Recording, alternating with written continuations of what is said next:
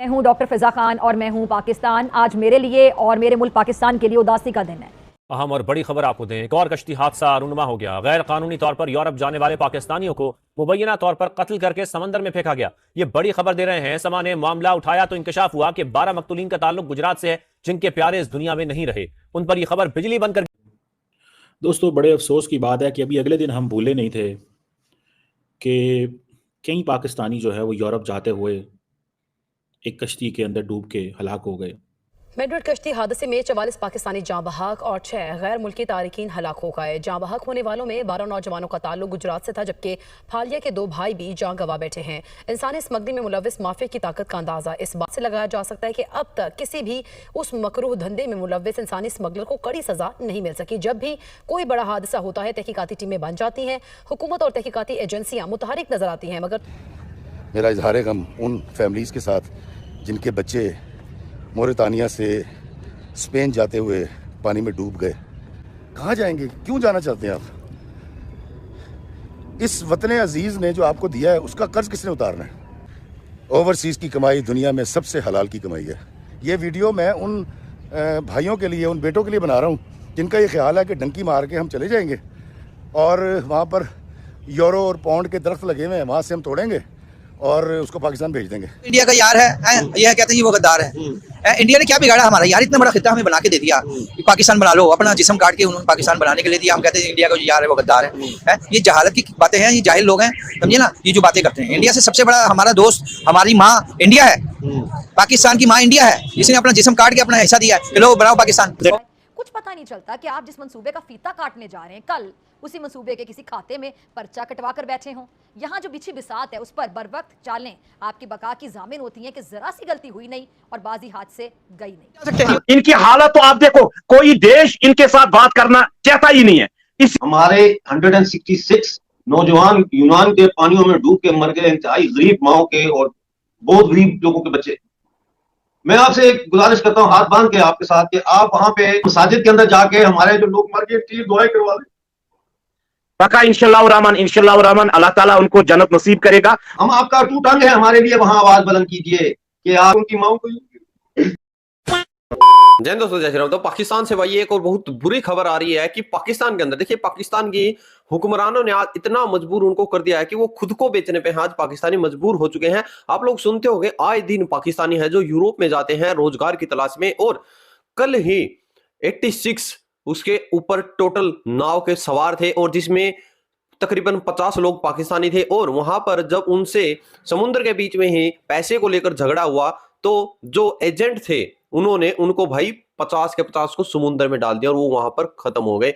आप लोग एक बार वीडियो देखें, आपके क्या रहे वीडियो शुरू करते हैं। इंसानी स्मगलिंग का एक और अलमिया, एक और हादसा, कई घर उजाड़ गया। दूर प्रदेश में फिर कुछ प्यारे अच्छी जिंदगी की उम्मीदें लिए टूट गए। कश्ती में गैर कानूनी तारकीन वतन के स्मगलर से पैसों पर तकरार हुई। स्मगलर से तशद्दुद किया और तारकीन वतन को समंदर के हवाले कर दिया। 45 पाकिस्तानी मौत की नजर हो गए, सिर्फ 14 अफराद बचाए जा सके। अच्छे रोजगार के लिए अच्छे दिनों की तलाश में फिर बहुत से प्यारे घरों से दूर समंदर की नजर हो गए। यूनान कश्ती हादसे से उजड़ने वाले खानदानों के गम अभी दूर न हुए थे कि मजीद बहुत से खानदान गम में डूब गए। 40 पाकिस्तानी गैर कानूनी तारकीन वतन मराकश के पानियों में इंसानी स्मगलिंग की भेंट चढ़ गए। कश्ती में तारकीन वतन और स्मगलर्स के दरमियान पैसों के लेन देन पर तकरार हुई। स्मगलर्स ने तारकीन को मारा पीटा और खुले समंदर के हवाले कर दिया। अभी फिर पता चला है कि मोरक्को के करीब एक शिप जो है जिसमें तकरीबन 86 माइग्रेंट्स थे, जिसमें 40 से 50 पाकिस्तानी थे, वो अटलांटिक ओशन को क्रॉस करना चाह रहे थे, यूरोप इलीगली पहुंचना चाह रहे थे। अब ये जो 86 माइग्रेंट्स थे, डिफरेंट फिगर्स आ रही हैं। ये स्पेन के एक कैनरी आइलैंड पहुंचना चाहते थे। मैं आपको बता नहीं सकता मैं कितनी तकलीफ में हूँ। अभी तो हमारी इन्वेस्टिगेशंस पिछली शुरू नहीं हुई थी। जो ह्यूमन ट्रैफिकर्स पाकिस्तान के अंदर लोगों को इलीगली झांसा दे के पाकिस्तान से ईरान, ईरान से टर्की, टर्की से यूरोप और पता नहीं किधर किधर भेजते हैं, अभी तो वही ख़त्म नहीं हुआ था। अभी तो हमारी वो इन्वेस्टिगेशंस ही शुरू नहीं हुई थी। तो हमारा अब ये नया मसला शुरू हो गया। मैं अक्सर पाकिस्तानी दोस्त हैं जो डिप्लोमेट होते हैं, उनसे मैं पूछता हूँ, वो यूरोप के या नॉर्थ अफ्रीका में या टर्की या इधर उधर जिधर भी काम कर रहे होते हैं, तो मैं पूछता हूँ कि सबसे ज़्यादा आपको क्या चैलेंजेस वहाँ पे नज़र आते हैं या क्या होता है। तो वो ज़्यादा यही परेशान होकर हमें बताते हैं कि यार इलीगल लोग जो हमारे हैं उनके बड़े मसले हैं। और मैं आपको गारंटी से एक चीज़ कह सकता हूँ, आई कैन अश्योर यू, और मैं उसकी आपको मिसाल दूंगा। मैं गारंटी से एक चीज़ कह सकता हूँ कि पाकिस्तानी अगर पाकिस्तान में रह के कारोबार करें तो they can earn much better. Javed भाई, आपके कश्मीर में आप बोलते हैं कि लाल चौक अब सारी रात खुला रहता है और सड़कें ऐसी हो गई और ये डेवलपमेंट हो गई। हमारे यहाँ ये सूरत हाल है डेवलपमेंट की कि 166 नौजवान हमारे यूनान के साहिल पर कश्ती के डूबने से जान से गए, क्योंकि उनके लिए पाकिस्तानी कॉलेज जम्मू कश्मीर में कोई रोटी रोजी नहीं थी। वो अपने प्यारों की अच्छी जिंदगी के लिए यूरोप के सफर पर निकले थे 25-25 लाख दे के एजेंटों को। ये हमारी कहानी है। आप हमारे लिए आवाज उठाइए। आप जो कश्मीर में हैं, आप हम आपके भाई हैं, आप हमारे भाई हैं, हम आपका अटूट अंग है। हमारे लिए वहां आवाज बुलंद कीजिए कि आपके 40 लाख नागरिक जो पाकिस्तान के कब्जे में हैं, जम्मू कश्मीर के और गिलगित बल्तिस्तान के 20 लाख, वो किस बदतरीन गुलामी में जिंदगी गुजार रहे हैं। हमारा मीरपुर, मेरा ताल्लुक मीरपुर से है जावेद भाई। मीरपुर की बेहतरीन जमीन थी, ज़राई जमीनें, जहां दुनिया का बेहतरीन चावल उगता था। बादशाहों के महलात में मीरपुर का चावल भेजा जाता था। वहां पे इन्होंने हमारी जमीनें बर्बाद करके मंगला डैम बनाया।